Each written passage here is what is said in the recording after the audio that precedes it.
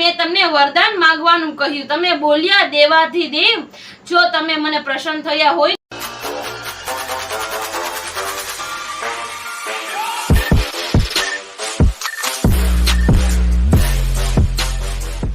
બોલો ભોળાનાથની જય. તો આજે છે કેવડા ત્રીજ, એટલે આપણે કેવડા ત્રીજની વાર્તા કરશું.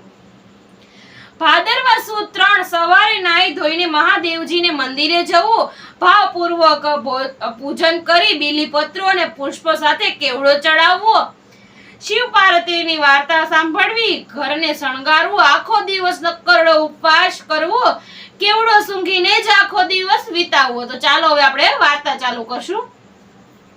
શિવ પાર્વતી કૈલાસ ઉપર બેઠા હતા, હસતા રમતા વાતો કરતા હતા. વાતમાંથી વાત નીકળી.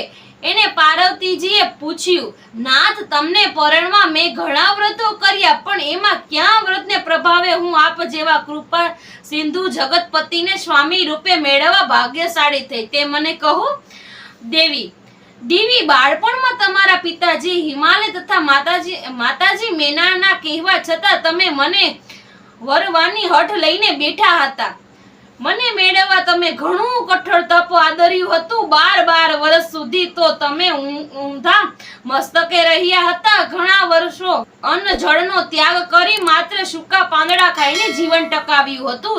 ચોમાસાના મુસળધાર વરસાદમાં તમે ઉઘાડા આકાશે નીચે રહી દિવસો વિતાવ્યા હતા. ઉનાળાના અંગારા વર્ષતો તાપ તમે હસ્તે મોઢે સહન કર્યો હતો, અને શિયાળાની કડકડતી ટાઢમાં પણ તમે તમારા શરીરની ચિંતા કરી નહોતી.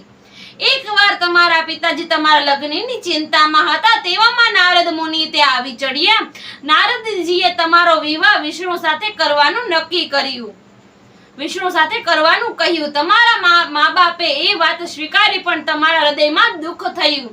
તમે સીધા તમારી બહેનપણી પાસે જઈ હવાફાટ રુદન કરીને કહેવા લાગે, હે સખી, હું ભગવાન શંકરને શુદ્ધ મનથી વળી ચૂકી છું, પરંતુ મારા મા બાપ કોઈ રીતે માનતા નથી.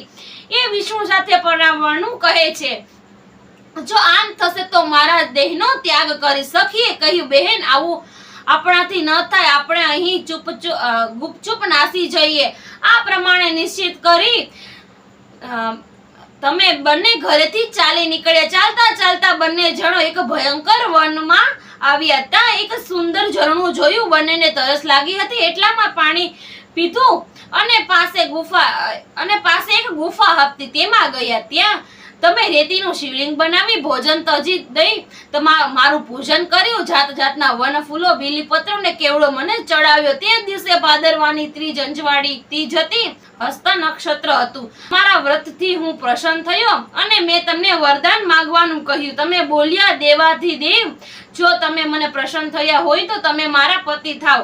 મેં તમારી વાત સ્વીકારી. ત્યારે જ તમે બીજો દિવસે નદીમાં નાહી તમારી સખી સાથે પારણું કર્યું.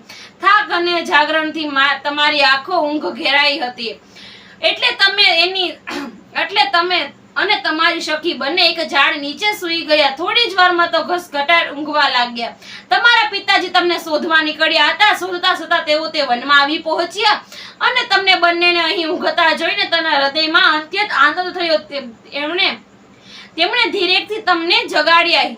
હિમાલયે પૂછ્યું, બેટી, આવા ભયંકર વનમાં તમારે શા માટે આવવું પડ્યું?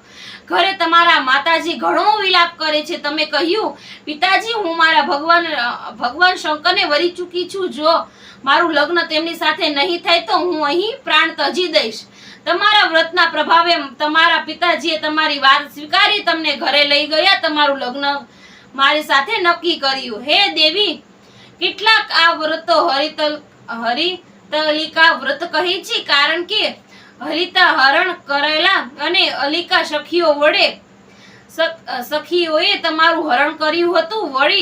વળી કેટલાક કેવડા ત્રીજ પણ કહેવાય છે, કારણ કે તમે હોય પુષ્પોની સાથે ભૂલથી મને કેવડો ચડાવ્યો હતો. જો કે કોઈ કેવડો મને ચડતો નથી, છતાં તમે સ્નેહના આવેશમાં નિર્દોષ ભાવે ચડાવ્યો હતો, એટલામાં મેં તો તમને સ્વીકાર કર્યો. એટલે મેં તેમનો સ્વીકાર કર્યો. હજી પણ આ દિવસો જે મારું કેવડા સહિત પૂજન કરે છે, તેને તે મને પ્રિય લાગે છે. આ વ્રત કરનારની મનોકામના પૂર્ણ થાય છે, અખંડ સૌભાગ્ય તો પ્રાપ્ત થાય છે અને પરલોકમાં પણ તે ઉત્તમ ગતિ પામે છે, શિવલોકમાં વાસ કરે છે.